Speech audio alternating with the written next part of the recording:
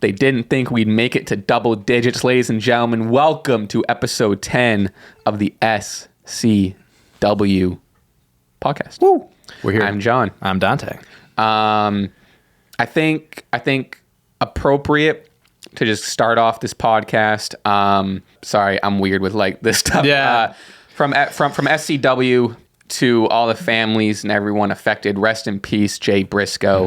Mm-hmm. Really, we're not here to report news or whatever, but most people know what happened.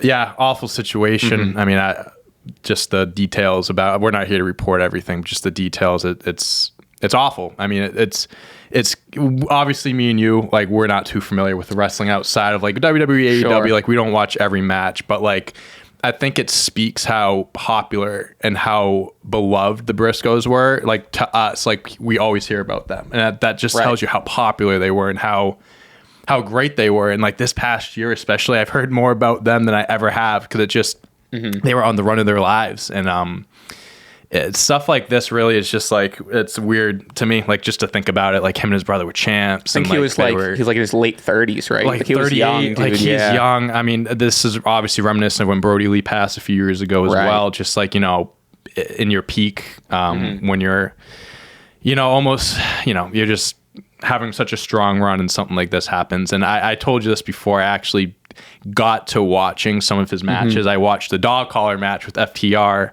And it was fucking insane. Like, bro, like, genuinely, like, and I'm not even just saying this because we're talking about him, but bro, he was the star of that match. Like, him and Dax Harwood, bro, like, fucking were unbelievable. And I mean, I my heart pours out to his family. I can't even imagine. Like, I can't even. Sucks. And also to the other victim as well. I know there was someone else. The other person passed away as well. Wow. So to anyone that's involved, family, friends, Mark Briscoe, I mean, fucking losing his brother like that. I mean, there's really not much else to say, but our thoughts and prayers. I mean, if you don't believe in that stuff, whatever it may be, I believe in prayer. And I know I've been thinking about them and keep them in my prayers and stuff. And just everyone watching, listening.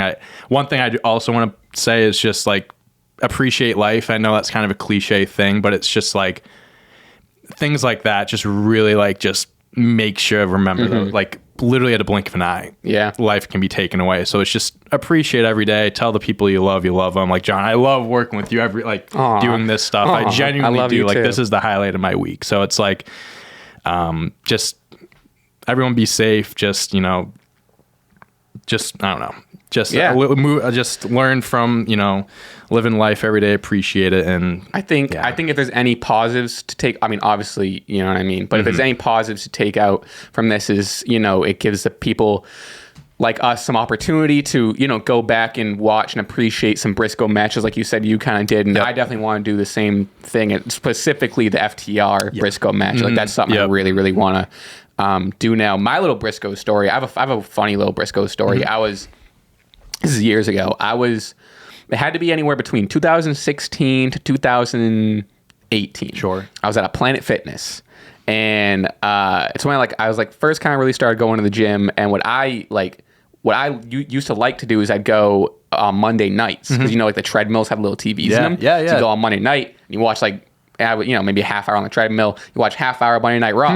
That's a great idea. While you're going, but it was like a weekend. It was a Saturday or Sunday. And I thought it was like in the afternoon. It might have been at night. Doesn't matter. Anyway, long story short, you know how they have like the TVs, like the big TVs lined up? On one of them was ROH playing. I don't know how Planet Fitness found ROH on TV. I don't know how, but it was on TV. So you can like match up the TV to your like treadmill or whatever. And so I did. I was like, oh shit.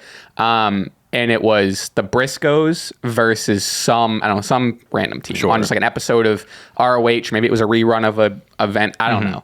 But I remember watching that, and I knew way less of outside. I think that was even before AEW started. Yeah. So I knew even less about anything outside of like WWE, and I was watching it, and just like the style was like faster and more aggressive, and like specifically the Briscoes, like I remember it now, and I remember seeing just like on the treadmills, like the shitty little screen or whatever, seeing the Briscoes fight, and I was like, damn, these guys are fucking good. Yeah. I think that's all That's all that can be said about it. I think we'll just kind of keep on going with the show, but I think it was important for us just to yeah, absolutely. R.I.P. Jay Briscoe, all the victims, and hopefully pray for a quick recovery for everyone else involved. A lot of stuff happened in ring per usual. I think we'll start at the top. You brought this up. I didn't even see this.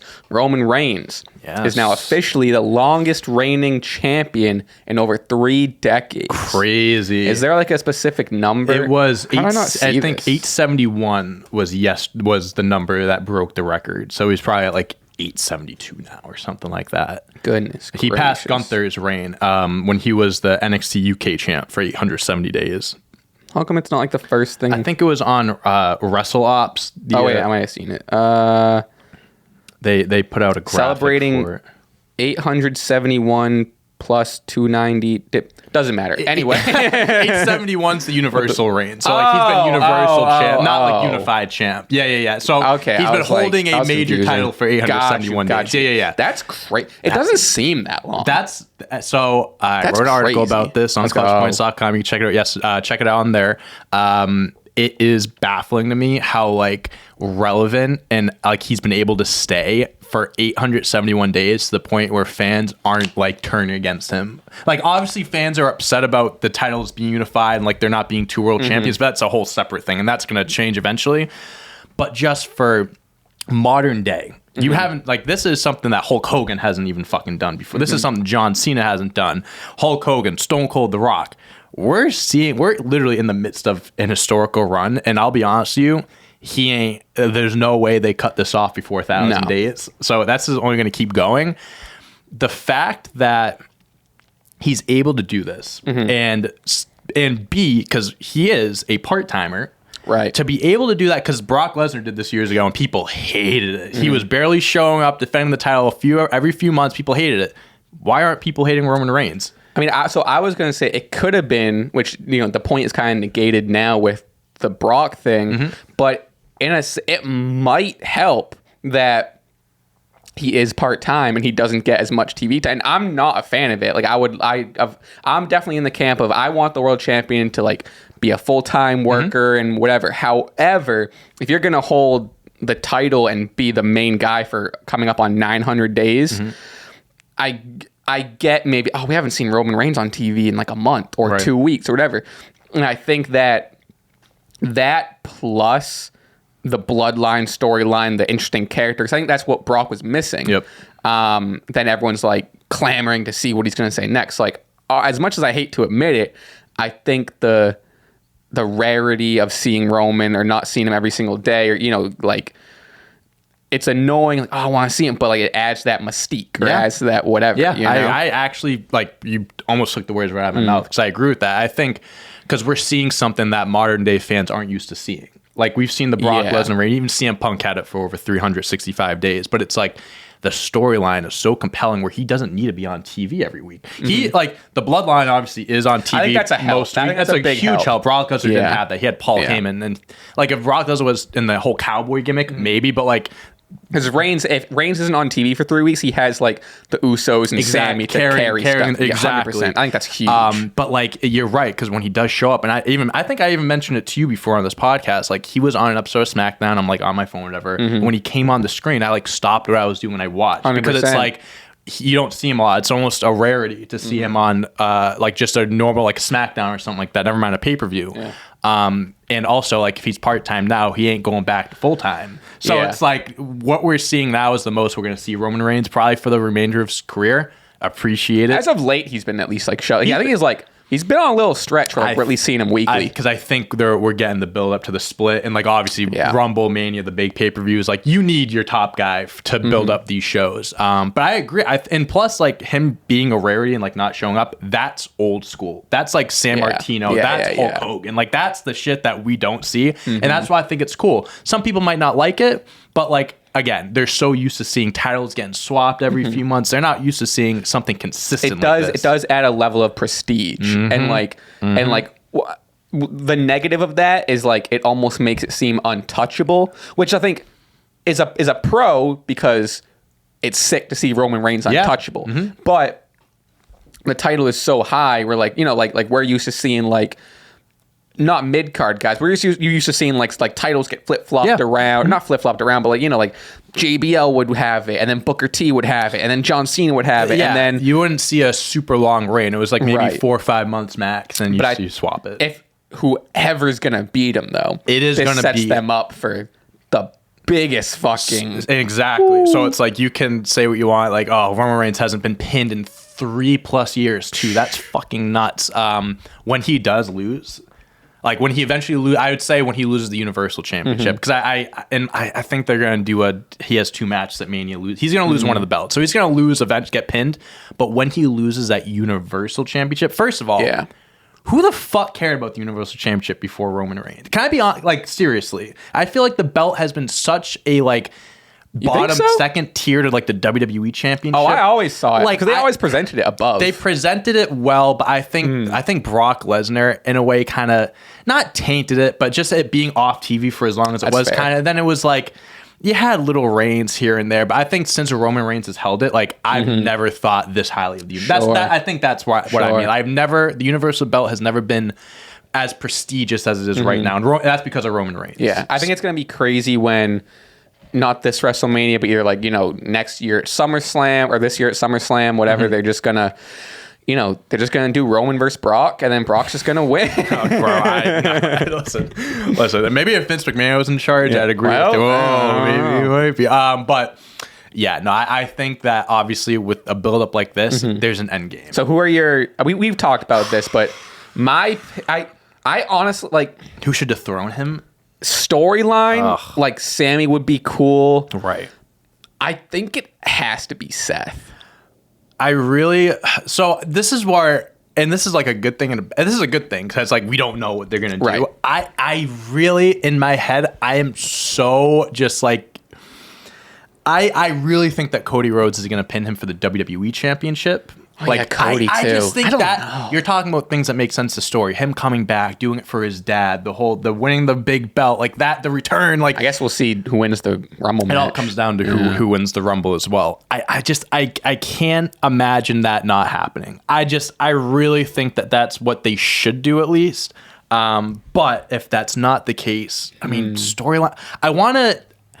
I would imagine it should be someone that's like young that needs that, like you're trying to turn him to a main event. I'm not thinking like a theory, but I mean like someone that's right there, but like once they win this match, that's it. Like they are fucking cemented. They're at the top. Seth, it makes sense. Seth makes sense. But like, should he be the one? Like he's beaten Roman so many times in the past. Like I think if I had it my way, just off the cuff, if I'm thinking like who's a young guy that I would love to see projected to the moon, Montez Ford. Oh, that's such a isn't that yeah, like someone like that, exactly. Yeah. Like obviously the buildup isn't there, but like if there's a proper buildup for it, like you can turn someone like that. They can choose anyone they want for sure. Braun Breaker, in a couple years. There's a handful of guys that Ray. Yeah, Ray is awfully top heavy. Sit down, bro. He's very top heavy. He needs to lose some weight.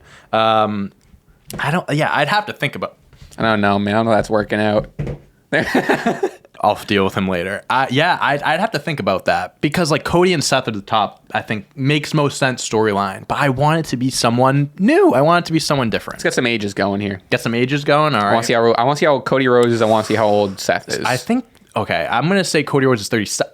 Shut the fuck up. Cody Rhodes, 37. Seth, I want to say a little younger. And so, like, neither of these guys, 36. Okay. Seth's 30. So, like, Roman's 37. But, like, Seth is going to be in the company.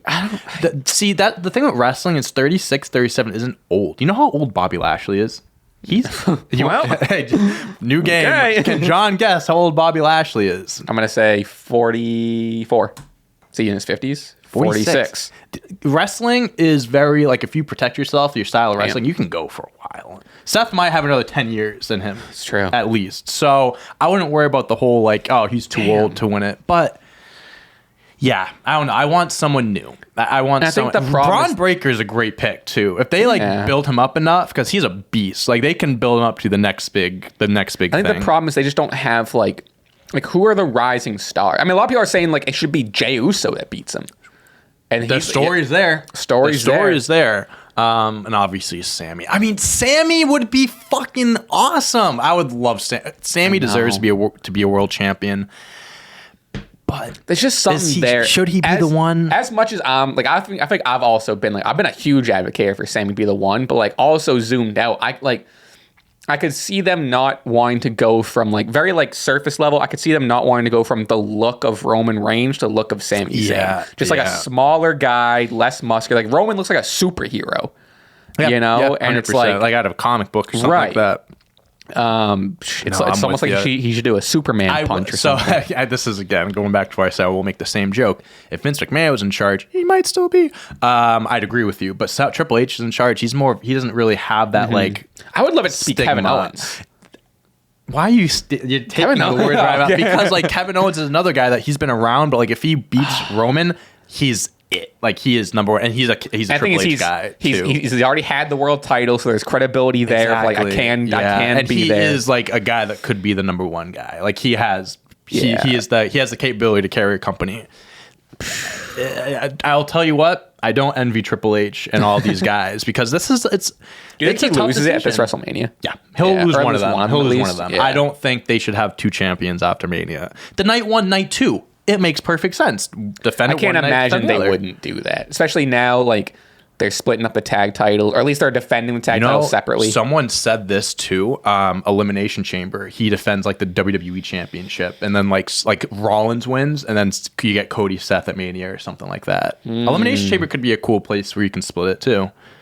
I don't see them. I don't see them taking a title off him other than Mania. They should, if they're going to do it, it should be at the biggest event, which should be Mania.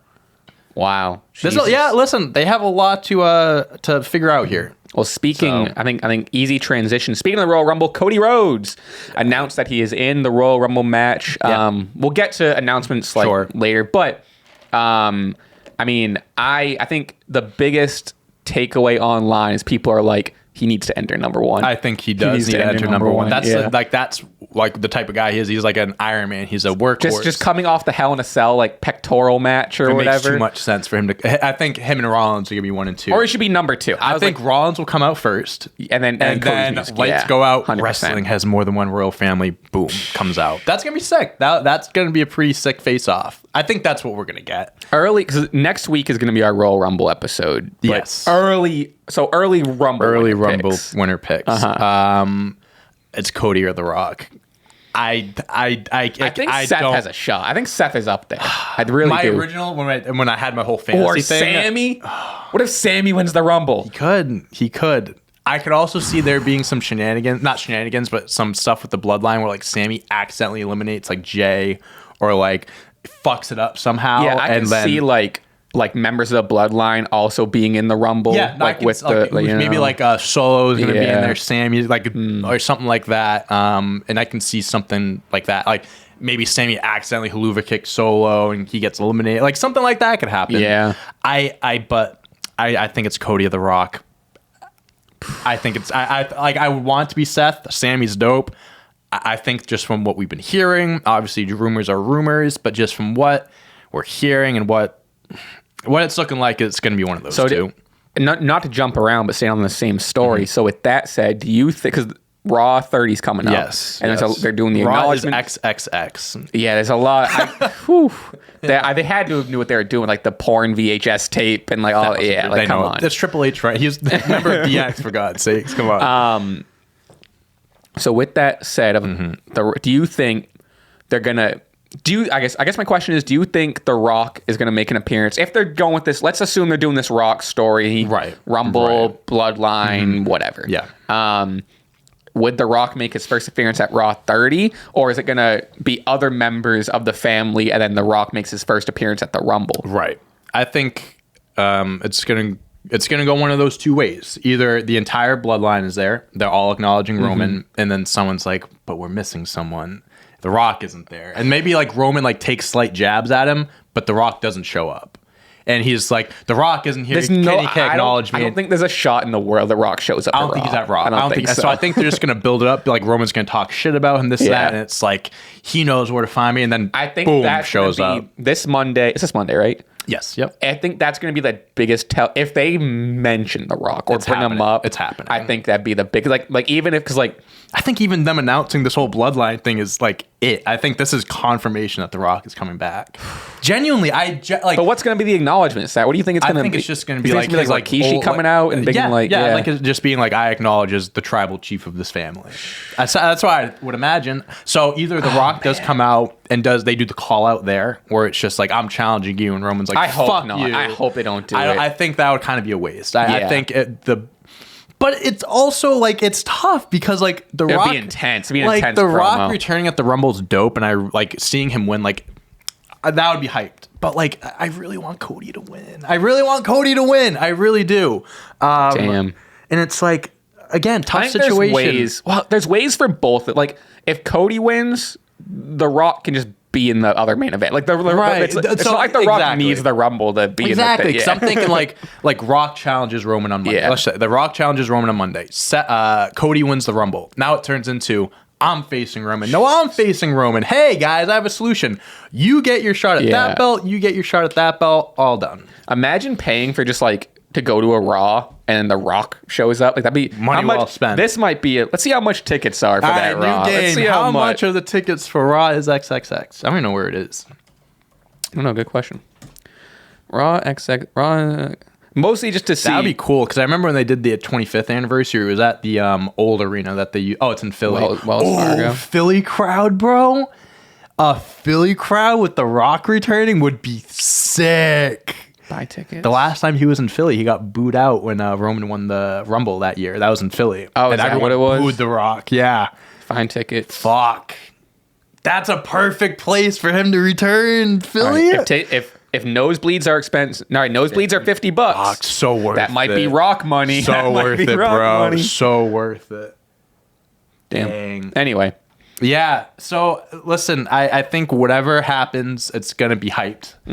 But I think if they held off till the Rumble, it's gonna be one of those things where it's like everyone's expecting it, but even when it does happen, people are gonna fucking lose their minds. Do you think he enters 30? Yeah. Yeah, I guess he would. Yeah. Listen, at the end of the day, he's an actor. He's gonna want to protect himself. Like, he's signing up for the story, and like he'll have his full match, but like you got to protect yourself a little bit. So probably 30.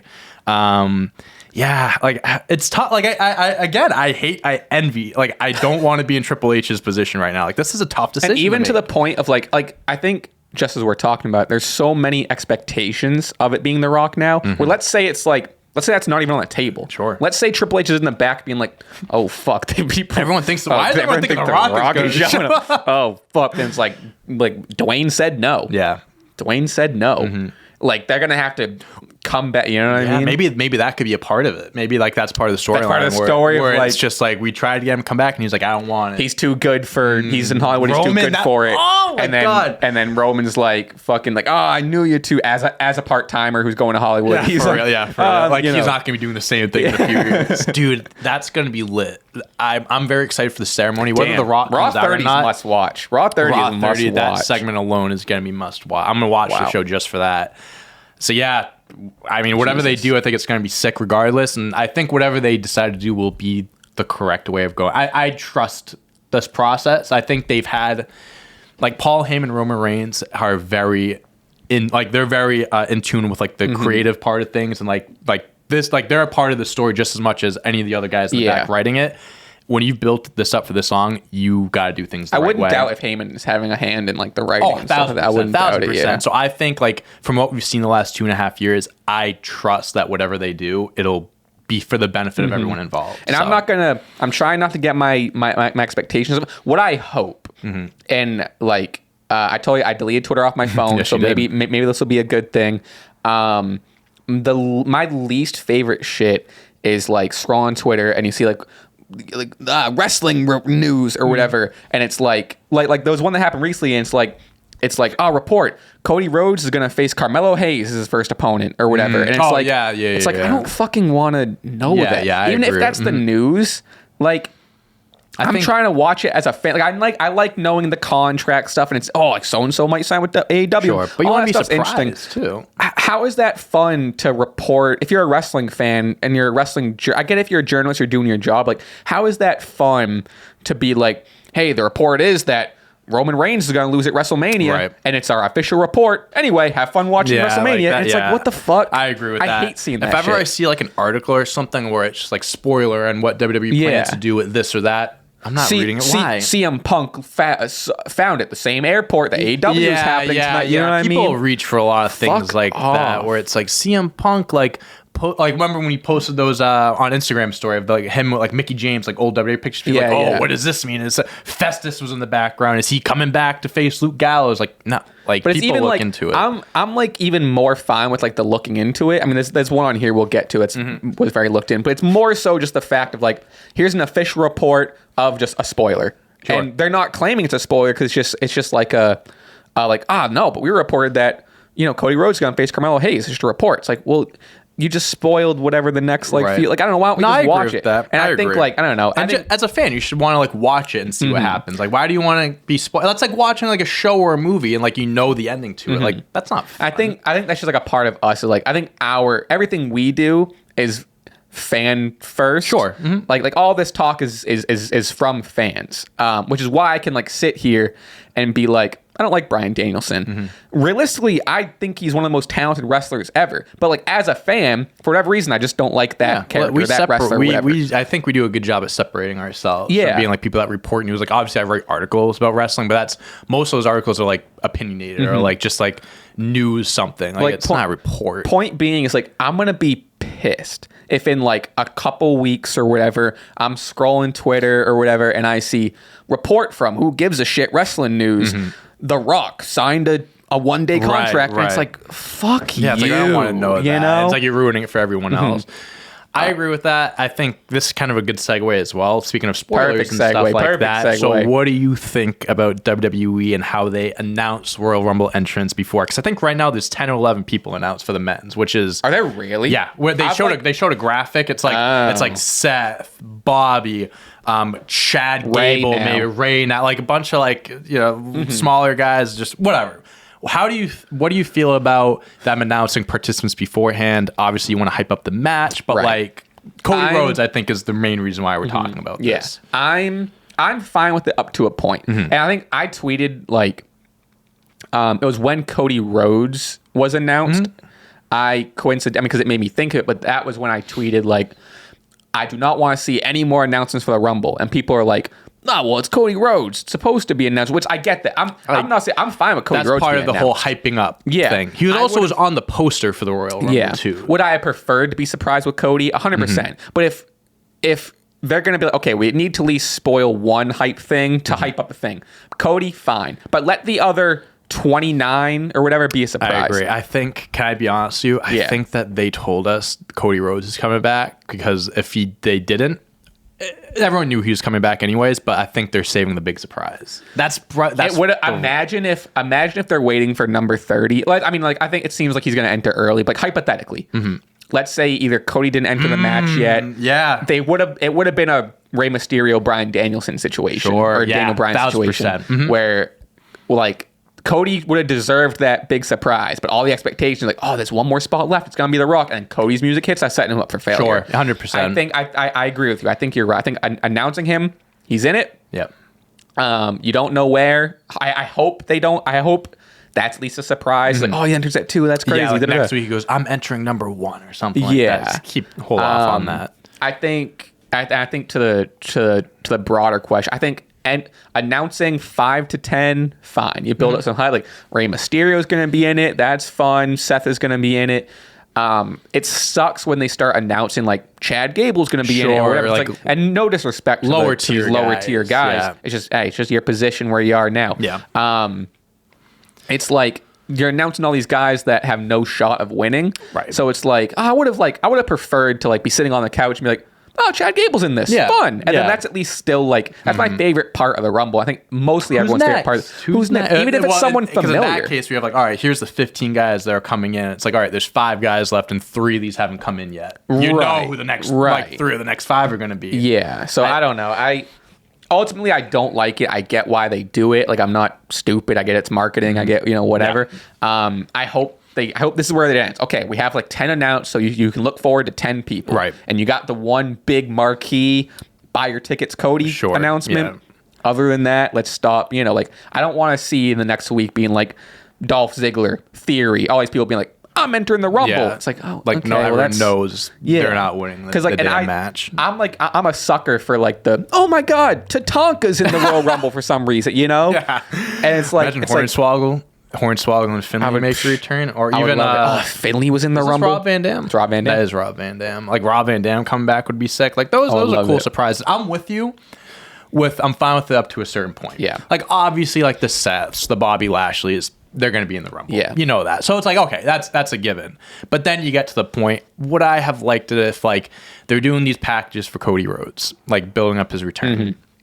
I would have liked it if they just kept doing that. And it's just like leaves you wondering if he's going to be entering the Rumble. Yeah, maybe he'll return at the Rumble. 100%. Maybe like the last package on roster, it's like you'll see me very soon, and it's just like, oh, is that this or that? Everyone knows it's going to be the Rumble, but it's not officially announced. But from a business side of things, I understand it. You got to hype up your biggest stars. You got to hype up the return of Cody Rhodes, because I'm sure that is going to boost, maybe not ticket sales. I think they were already like kind of sold out, but it's going to boost like revenue. Like people are going to want to watch it because of Cody and stuff. I understand that. But like for the bigger names, like I want them to at least save half of the match. Like half the entrance. There was one year where they announced, didn't they announce? I think they announced like 20 to 25. Probably, yeah. And it's like, and it's completely different with the Women's Royal Rumble because they simply don't like have, I feel like they don't have enough depth on their roster. So like a lot of these people are returns. I think even like a year or two ago, last year, they announced like Mickie James was returning. Yeah. Like they spoil all that stuff.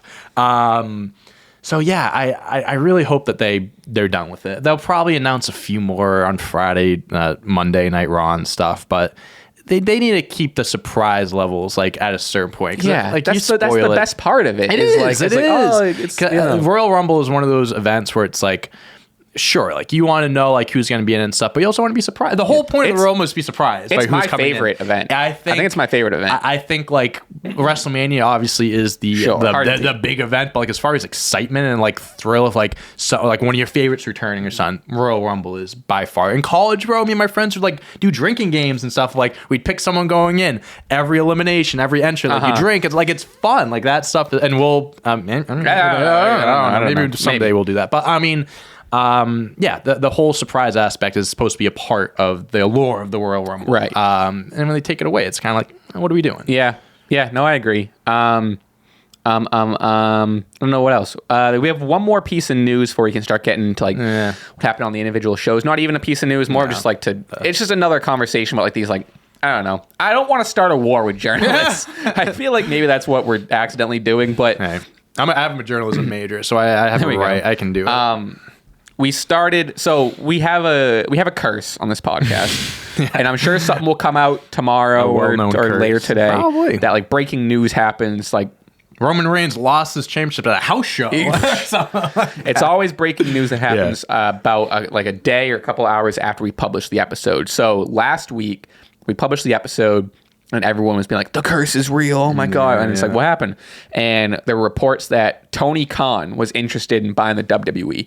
Of course he is. I almost rolled my eyes out of my head. I just did right there. Not out of my head, but I rolled them. First of all, I love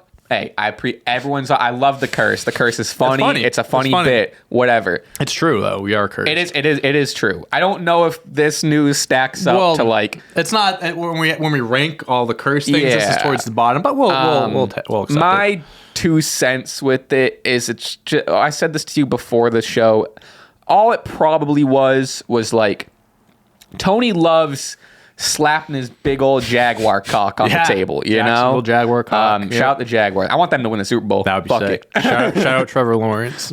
They're saying, not to pivot, they were saying like, oh, what if they win the Super Bowl and WWE has to send the Jaguars That's WWE funny. title? A fun fact too, so there was a picture taken weeks ago. It was Trevor Lawrence with like some AEW women's wrestler. Undefeated since then. It's true. But yeah. But the new, so my guess is like he was probably just flexing a little bit and like, you know, and I like it. I like that Tony Khan is like, you know, kind of swings his, you know, whatever around. But the report was like, Tony Khan interested in buying WWE. All it probably was, hey, Tony, would you be interested in buying WWE? Huh, yeah, why not?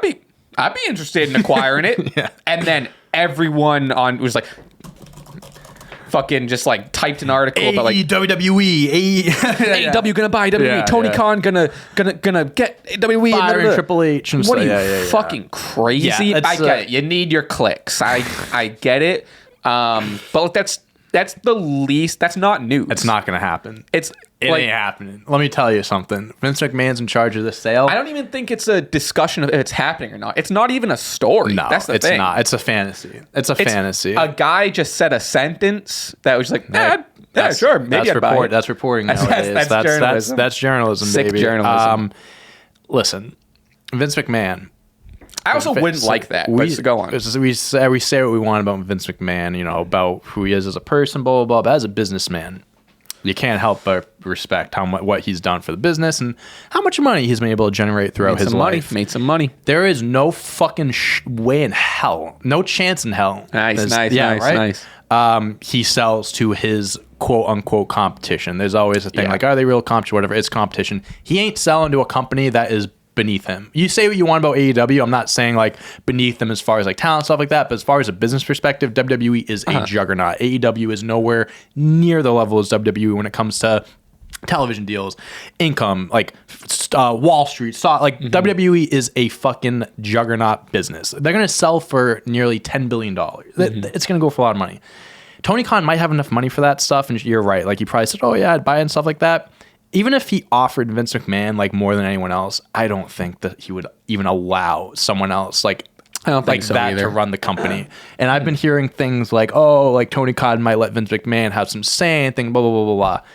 No, that ain't happening. I also just, fantasy talking. I also wouldn't like that because the whole appeal of AEW is that they're the first company in probably since WCW to take away the monopoly in the in the industry that WWE had. TNA kind of for a few years, but they were never going to take over. Like, they weren't going to go ahead of WWE. AEW is the first real credible threat. Again, I wasn't really alive or watching since WCW, but so how lame would that be? Is if just it's all one thing again? Exactly. Because it's the point of so some people watch AEW because it's not WWE. Some people watch WWE because it's not AEW. Yeah. It's a whole versus thing. It's one versus the other. So it's when it's all one, it's that kind of takes away the allure of it being competition because now it's they're working together. So that's stupid. It's all fantasy. It was on the internet. Felt like we should talk about it, but I think that's all there is. I want to stick to AEW real quick because I think a big piece of news, which this is probably going to end up being a TikTok clip. People are mad again, as per usual. People are just mad about the AEW women's street fight on Rampage this past Friday. Yeah. And mainly because they're mad because of how much, I believe, I'm probably wrong, but I believe it was just Ruby Soho that got busted open. Was it any? Anna Jay might have been busted open? Had no one was, if they were, no one was bleeding as much as Ruby Soho. Yeah. Either way, people are mad about the excessive blood that was, I think a big part of it was that it was on Rampage. People are mad at the excessive blood that Ruby Soho bled. I don't. Do you watch AEW every week? John Moxley does this every single one of his matches. I don't know. I don't know why people are complaining about it. That's what AEW does. It's a lot, but you can't. It ain't the first time that's happened. You can't pretend that you're an advocate for equality. Yeah. And then when the women are we're gonna make this a banger of a match, which it was, and it was a great match. Mm-hmm. And then when the women put their body on the line and when Ruby wants to bleed for that iconic whatever moment, just as John Moxley bleeds in a jobber match. Yeah. yeah, for real. Mm-hmm. And then now all of a sudden you're the women they can't do that. Wait a minute. Women can't bleed. You can't put that on TV. What are we doing? But then you look back in history, Britt Baker, what got her famous? The Britt Baker and the Thunder Rosa match. That's literally what took her to the next level. Becky Lynch getting punched in the face and bleeding from the and that's not to say that you have to draw blood to be iconic. No, yeah. That was a creative decision. They're the professionals here. Yeah. This is the stupidest thing I've ever seen. Someone took a screenshot And the internet went crazy with it. Someone took a screenshot of the match. Ruby Soho is on the match, is on the mat, bleeding out. Mm-hmm. Granted, it's a still photo, bleeding out. And there's a referee just standing there next to her. Mm-hmm. And I think this is what might have started the conversation. Sure. It was because of the screenshot, and it was like, look at the ref, not even checking on Ruby Soho, brother. It was a photo. Yeah. And then someone like reply after it got like, I don't know, 50,000 fucking likes. Someone replied to it with like the full clip of where the screenshot was. The screenshot was taken a couple steps before the referee bent down to check on her. That's like taking a quote from what someone said and just taking bits and pieces and making it sound like they said something else completely. Like if you take a screenshot, like you could take a screenshot of me doing this right now and people are like, oh my God, Dante punched John. Where it's like, no, I actually pulled this back if you actually gave it a second. I thought that was unbelievable. Like I didn't see that at all, but like that's fucking it's great. Let me see if I can just to kind of go off. People are pissed about this. People should be more pissed about the botched spot with Anna Jay. You want to talk about like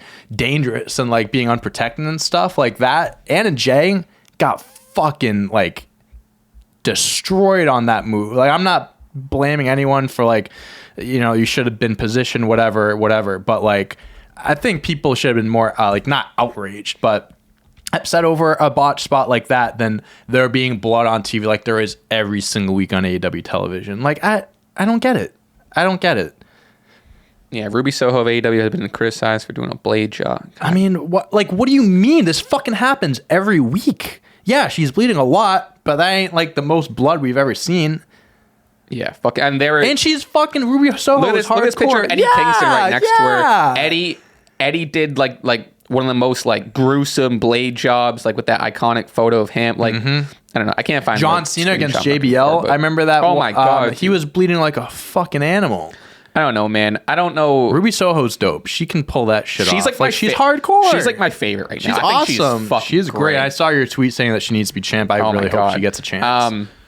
I don't know, man. If you're in the position where you're like, women shouldn't bleed. Women shouldn't fucking. What get out of here? Stop watching wrestling, loser, bro. Go touch some grass. God, fucking damn it. All right. AEW. We want to stick with Dynamite since we're already on the AEW topic. We can. Yeah, I mean, I feel like we did talk a lot about like we already kind of covered like the Raw 30 and Raw Kevin 30. If we have some time at the end, I guess we'll jump back. But Dynamite last night, brother. Solid show of wrestling. Nothing crazy storyline or nothing like that. I hate it when they have an absolute banger of a show like last week, and it's like I don't expect that to happen every week, but it's like it was a good show. I'm not saying it wasn't, but like it was. Last week's show was really, really good. Yeah, it's hard to beat. It's hard to beat. All right, good show. This isn't going to be in order, but Bryan Danielson versus Bandito. Yeah, great match. Unbelievable. Great match. I mean, again, I already said it. I don't connect with the Bryan Danielson character because I'm a wrestling fan and I look at it as a fan perspective. I'm treating these guys like how they're supposed to be. You know, we watch it as fans. I respect him. I think he's one of the greatest to ever do it.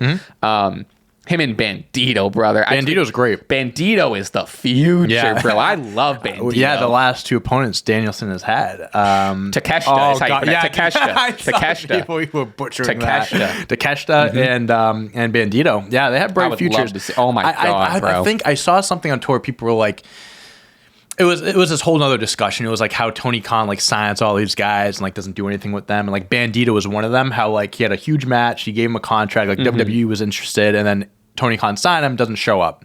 He has like he's committed. Patience. He has other like commitments, like other dates and stuff like that. So he can't be on AEW every week. Gotta go to the Jaguars. Gotta go to the Jaguars game. What do you mean, Bandito or Tony Khan? No, Bandito. Oh, Bandito's gotta go. Bandito's gotta go to. Yeah, why not? Him and Tony. No, but it's like, you know, AEW, like you're not gonna see every wrestler on every single week. You have a ton of talent, but it's like other guys have commitments. So we don't see Bandito a lot, but he's fantastic. Him and Danielson had a great, as expected, a great match. Bryan Danielson could have a wrestling match with a broomstick, and it probably would be nearly 5 stars. So, yeah, solid match, and they're just continuing to build up to him and MJF having a match. So I really liked, and I think we nailed it on the head with our MJF take last week. He was getting a lot of criticism for like having like a silly, like very like lighthearted promo. Sure. Remember, he was like, take a shit, and it was very like very low hanging fruit, whatever. Sure. But our take was like, not everything needs to be like, this pipe bomb, APA essay written out, pipe bomb, whatever, and with MLA citation. It doesn't need to be like that every week, but which it seems like that was on purpose, because as we saw last night in like this little vignette promo he did, he was basically like, he basically said, like last week's promo was just me like having fun. Like I like to have fun and talk shit. But he was basically like, but now, like that's over with. So now we're gonna get those real twist in the knife promos coming forward. I feel something. I'm excited for, I don't know, I hope MJF retains at the end of the day. I think they haven't announced a match yet, but I think we talked about there being like a 60-minute match. I think that's it's a 60-minute. I think that's match. what, they haven't officially announced it, but I think that's what they're going to do. No, it's in it's in the middle of March. Revolution, I think. I'm not sure. I don't know something, but I know. But I think that's going to be. That is going to be a turning point for MJF, bro. An hour-long match, because MJF, like, we haven't seen him perform like that, but he's more like the story guy. Like his character is based off of the story, and like he's that heel, so he's like kind of a chicken shit. But he has to be in the ring with Danielson for an hour. You're gonna see a side of him that we've never seen. Be nuts. I think that's gonna take, from like a wrestling standpoint, it's gonna take from here to. I agree, especially if he wins, which he should. I agree.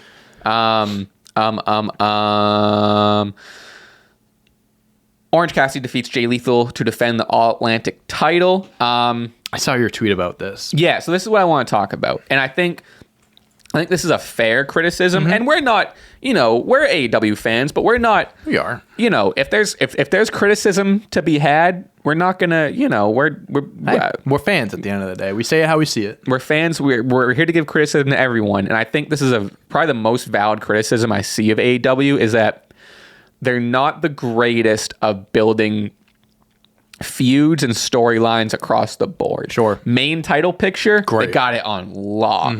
But TNT title, All-Atlantic title, and just like lower just like matches. And even like, granted, like Danielson and Bandito was for the sake of like building Danielson up. So there was something there.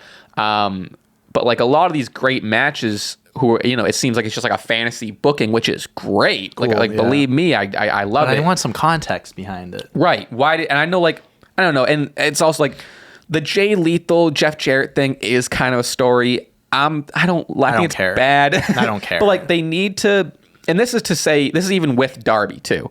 I think with Darby and Orange Cassidy as the TNT champion and the All-Atlantic champion respectfully, they need feuds. Yeah. Orange Cassidy needs like, let's build up a story. Let's build up some sort of tension. Let's build up a why instead of just all these open challenges. And the same thing with the TNT match. I agree. I think that's the biggest thing is that when you see these championship matches, it's like Orange Cassidy versus Jay Lethal is opening up the show. I'm like, okay, where'd this come from? Right. Darby Allin, I like him. I love him as TNT champ. He beat Samoa Joe. Why did that happen? That was like, oh, next week they're fighting. Oh, Darby Allin's the new champ. Like they had something going with Wardlow and Samoa Joe. They had a story going there. You're right. Yeah. But like, and they have done this with the world title. Like John Moxley defended it against random guys, but that's different because that's more of just like a small part of a bigger story, kind of. But here it's there's no consistency. There's no long term storytelling. Excuse me. It's just like. Every week, it's like, oh, I'm defending against this guy this week, and it's like, oh, maybe he'll win, and we'll get a new champ. But it's like, what's the build up? Even if it's a couple week long story, it doesn't need to be like as long as like MJF and like Punk. A year long, 6 months. Yeah. It doesn't have to be super long all term. All it needs to be is like someone said, they want to face Orange Cassidy. Give it a reason. Hey, you're not a credible wrestler. I want to make the All-Atlantic Championship. Jay Lethal should call Orange Cassidy's mom a slut. At least you have a reason for them fighting. You know what I mean? Like I give Orange Cassidy a reason to be pissed. I don't know. I think because we both kind of see like the potential of the All-Atlantic Championship too. So it's like and even the TNT, I think it's all the same conversation. Like all these titles could be leveled up with just like, whoa, the TNT title feud is really crazy, and it's like I don't know. And kind of flipping it around, WWE was doing this with the US and Intercontinental titles for years. So now they're getting more of a focus. They're getting more of a push, which is how AEW should be treating their mid-card titles. Unfortunately, I think this has been an issue for a while. Their mid-card titles. I don't know when, if they'll start putting more focus on it, but I guess that's kind of what we're dealing with. And now. like Darby has so much potential for a story. Kushida, which is he's dope, but again, it's just like where'd he come from? Yeah, it's like Darby Allin's gonna win that. And Darby's just like a great, like he has Sting with him too. Like Darby just seems like a great storyteller. Yeah, great. So for it's sure. like if you just give him a feud and they can just, I don't know, like all it needs to. I mean, like I think like MJF. I think I remember like oh, you're like a sad emo guy or whatever, like back in the day. Or it's like it's nothing. Yeah, he was crazy. ripping apart his uncle dying. And stuff like that. You just gotta just give the matches a little bit of a reason. Sure. But yeah, no, exactly. It's like, all right, Darby Allin versus Kushida. Let's say Kushida won. Okay, surprise. He won the TNT Championship. Yeah. It would be a lot cooler if they built that up for a month. It was like, give him a reason, and then he does win. It's like, oh, like that means more now.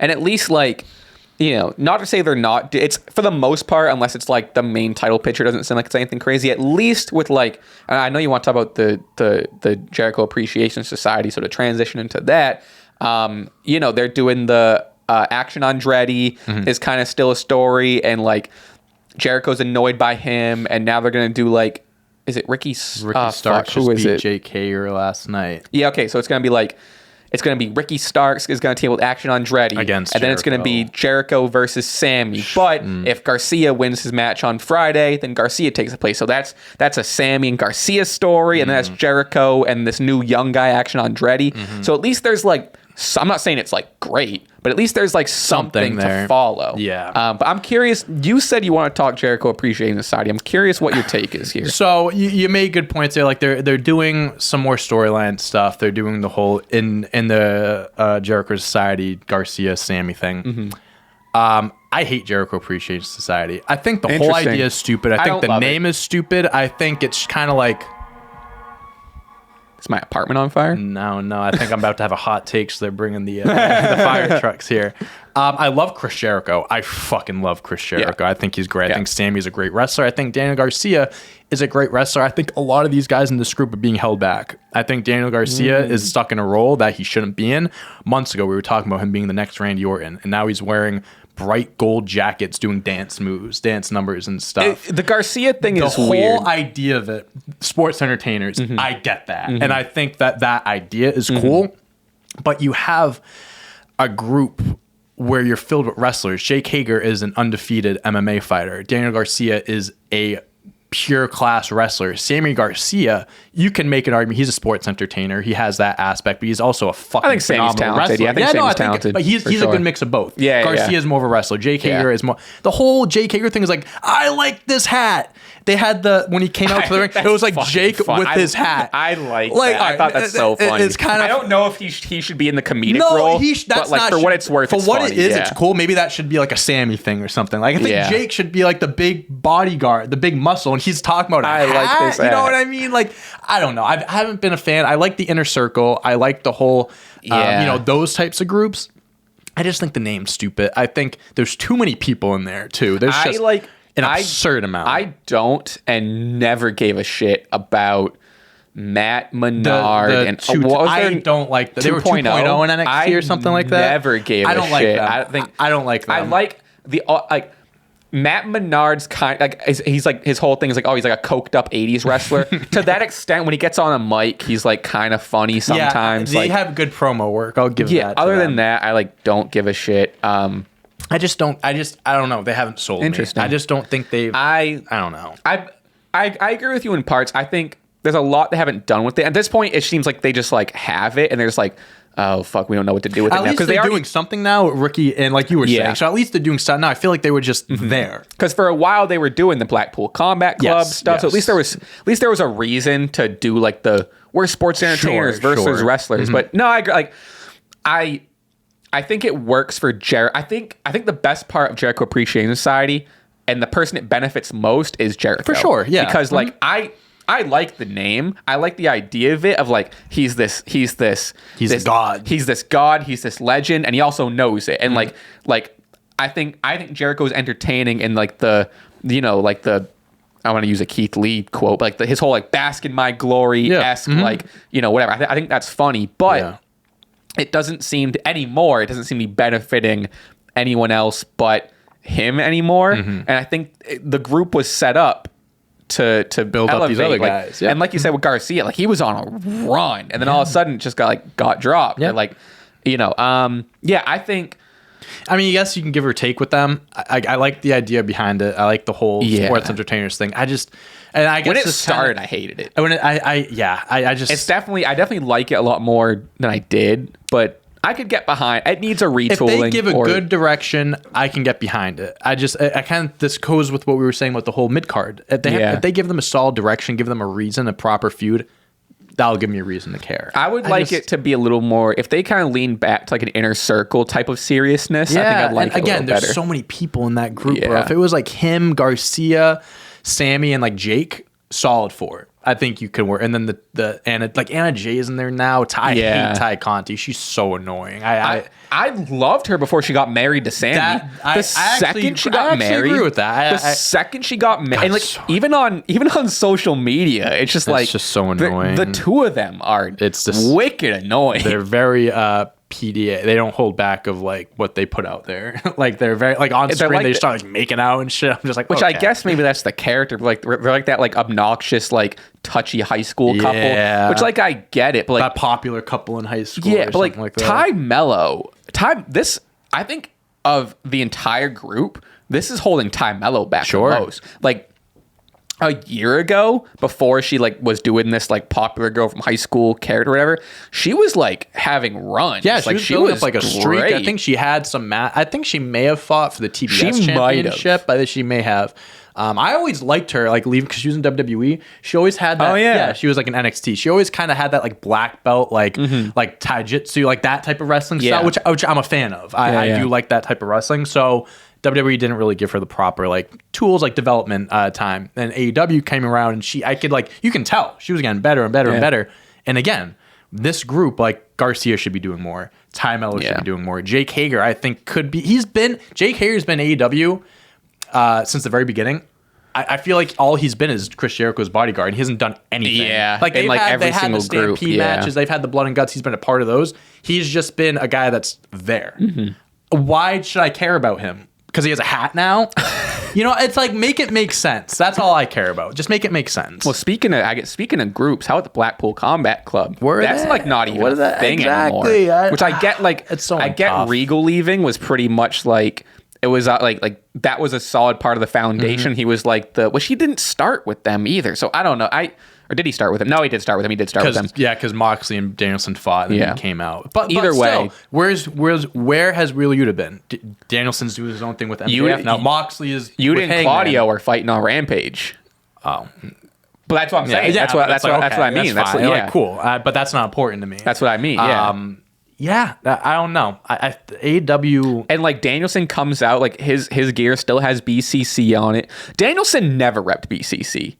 I feel like besides like those pictures you saw or something like that, at times they'd come out because you'd see like Mox, Yuta, and like Claudio all in like the hoodies, and they came out. This is a group where it's like just made up of individuals. Dude, it's like they do their own thing, but it's like they're still a group technically, which I don't understand. It had so much potential. Like I'm glad I didn't buy it now. But like when I went to Dynamite, like I really wanted a Blackpool Combat Club shirt. Like it's so sick. The formation of it was awesome. Like the whole like Danielson, Moxley are going to be the two guys that are going to like be a tag team. They're going to like face younger talent, like help them. Then Wheeler Yuta came in. It's like, that's fucking sick. Then Claudio comes in like, oh my God, and they were perfect. Like, and that goes back to like they were going to recruit Garcia. Exactly. Like even Regal leaving shouldn't stop that.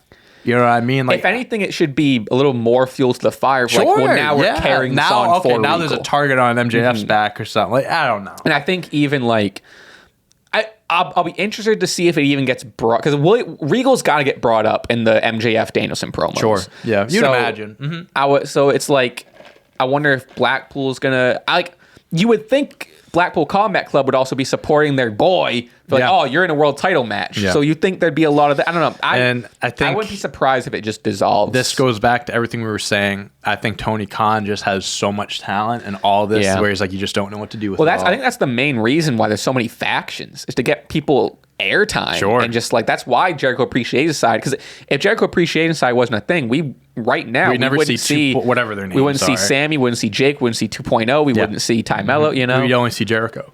Yeah. But I think that's my least favorite dissolvement, whatever you want to say, of like, I love Blackpool. And like now with Mox gone for a while, it's like you have Claudio and Yuta, and then Danielson doesn't even really rep it. Right. And then like what do we got? Yeah. Again, AEW can be very good at long-term storytelling for like bigger like main card AEW championship promo stories, but like they can really drop the ball in other ways. But speaking of long-term storytelling, what I thought was cool, small little part of the show was I didn't catch most of the segment. I don't know. Anyway, Hangman Page and Renee. I didn't catch most of the promo, but I the gist is like Hangman was like talking about, oh, how is he? And Renee's like, oh, he's good, he's recovering, which is like very like, I thought it was a little cool injection of obviously he's probably not actually hurt, but like a little injection of like real life, they're married, whatever.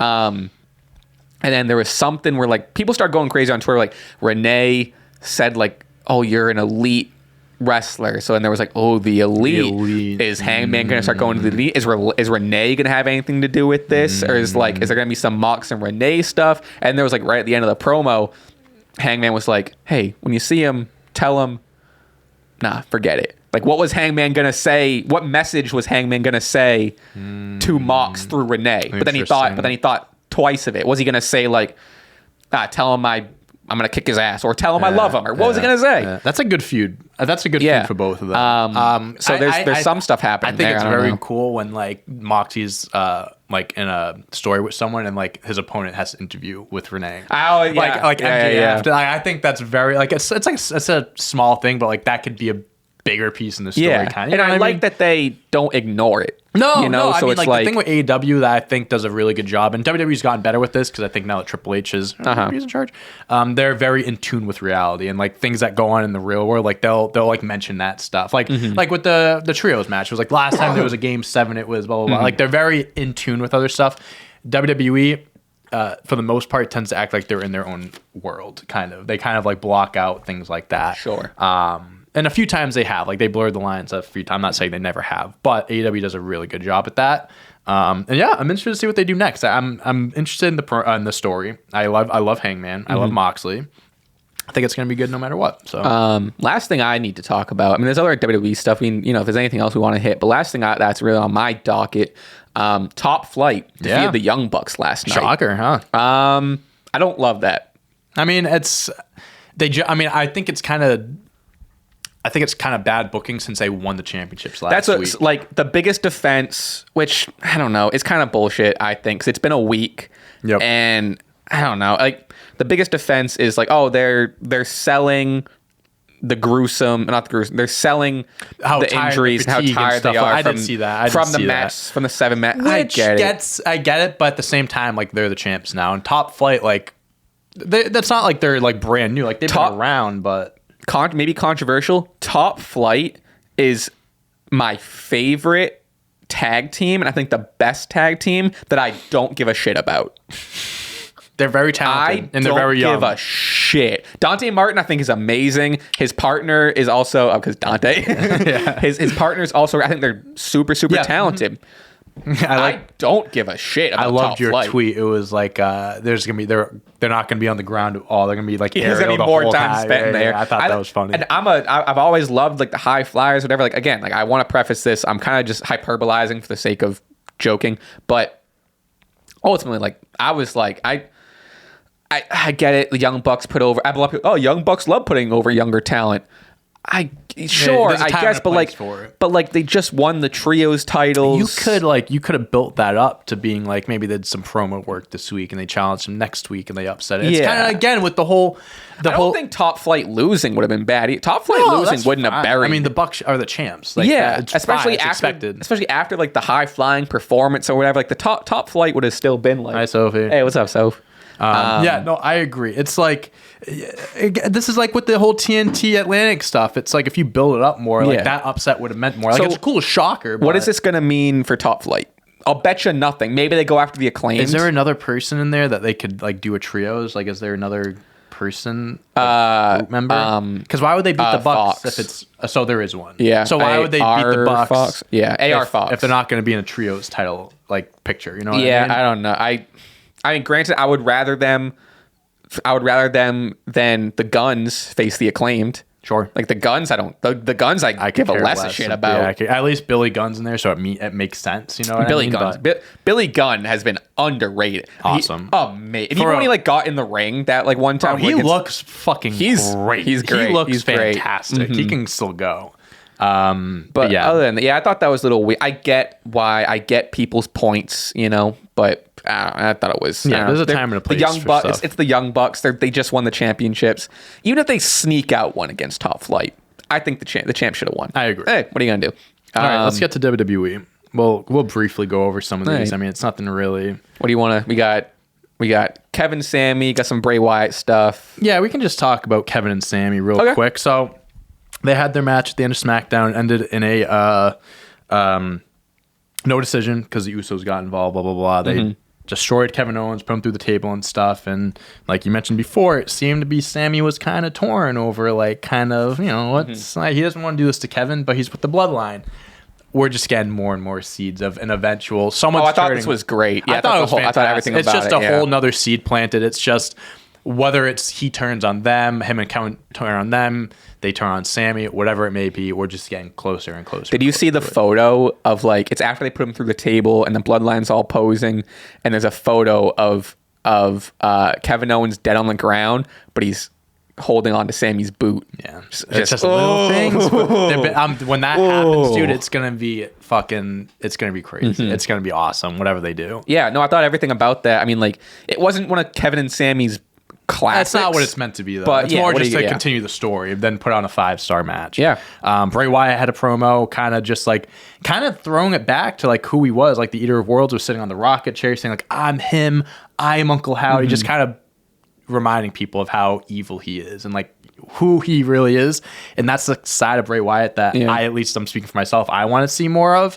So yeah, he has his match with LA Knight. I don't. Oh, the Mountain Dew. The Mountain Dew Baja Blast match. The brand new Baja Blast. Baja Blast. Glow in the dark match. Yeah, I mean, I hope. And we saw Uncle Howdy on Raw. I guess that's the kind of thing we can segment into too. Alexa's on the table. So they're still going with the whole Uncle Howdy Bray Wyatt thing. We talked about this last week. I think the Royal Rumble is where everything is going to kind of like come to blows, and that's when everything's going to take off. Yeah. I hope so. I don't think there's going to be any Rumble. I don't think Uncle Howdy's going to be in the Rumble match just or like anything. That but like, match. Not like I don't think anyone will be involved in the Rumble. Yeah. So yeah, that's just another I think, actually, you know what? I'll bet you Alexa's going to be in the Women's Rumble. Oh yeah, but I'll bet you there'll be something. Like I'll probably do some Titantron shit. You know what I mean? Yeah, I don't know if they're doing Alexa versus Bianca at the Rumble again for the title. Oh, what is the Bianca match? Do we know? It might be Alexa. I don't know. Maybe they haven't announced it yet. Is she the closest? I don't know who else. I don't know. But yeah, Alexa could be. But she's doing her own thing over there. So Monday Night Raw.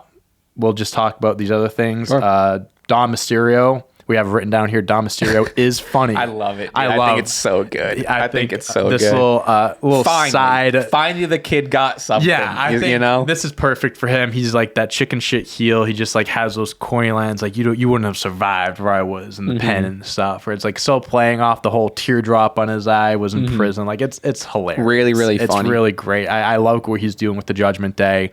Judgment Day is facing the Usos for just the Raw Tag Team titles next week. So I think that's the big question. Do we think the Judgment Day beats the Usos for the Raw Tag Team titles? Yes. I'm going yes. No I'm going yes because I think you have to start somewhere with the whole things getting split up.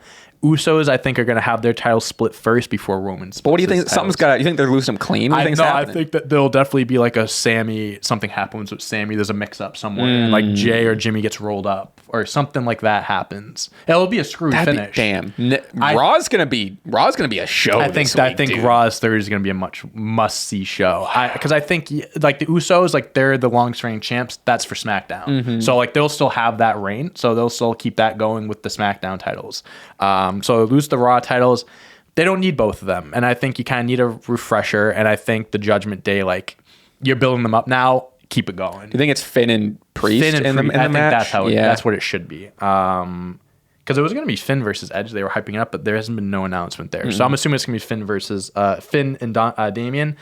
And yeah, I just think it's time to change it up. Interesting. I think I would be why wait? shocked. Why wait? I think if you're gonna plant those seeds, so let's say they start the night off with that, and then at the end of the night they have the whole acknowledgement thing that could get brought up then. Like, yeah, I think this is they're all beat up. This is a great time. And then Roman's just like, yeah, we're all, the bloodline is all strong, but we did lose 2 titles. Out being weak links or something like that. Because I think they're gonna lose both titles before Roman loses the title. So I think I think they're at least lose one before Roman loses one. And could they build it up a little bit more? Maybe, but I think like it would be a shocking moment, like you're saying, like it would be shocking. It would be a shocking moment at the right event, Raw 30, and it's right around like right for the Royal Rumble, right as they're really building up steam with these storylines. I think it's a great time to do it. Especially, I don't know if they have a tag match announced for the Rumble. I thought this was at the Rumble. Yeah. So I don't think so. So yeah, that's what's gonna happen. Also, something next week. Becky and Bayley in a steel cage. Yeah. Also, Bobby versus Theory, and for the United States Championship. It's gonna be a crazy show. It's gonna be a good show. Wow. It's gonna be a good show. So yeah, Bobby Lashley won the 6-man for the U.S. belt. This is interesting. So they're doing a whole thing with the Hurt Business coming back. Yeah, MVP came out with Omos. Omos helped Bobby Lashley win. And earlier in the night, it was Cedric and Shelton versus the Street Profits, and then MVP came out. People are. I read a few things on Twitter. I think the Hurt Business is going to look a little different than it was before. I think instead of Cedric, and people are saying, and MVP didn't come out to see Cedric and Shelton. They came out to see the Street Profits. The Hurt Business with Bobby Lashley, Bobby Lashley, Street Profits, and Omos as the Hurt Business. You got your leader. I don't like Omos, but you got your main guy, Bobby Lashley. You got your muscle, and you got the best arguably the best tag team.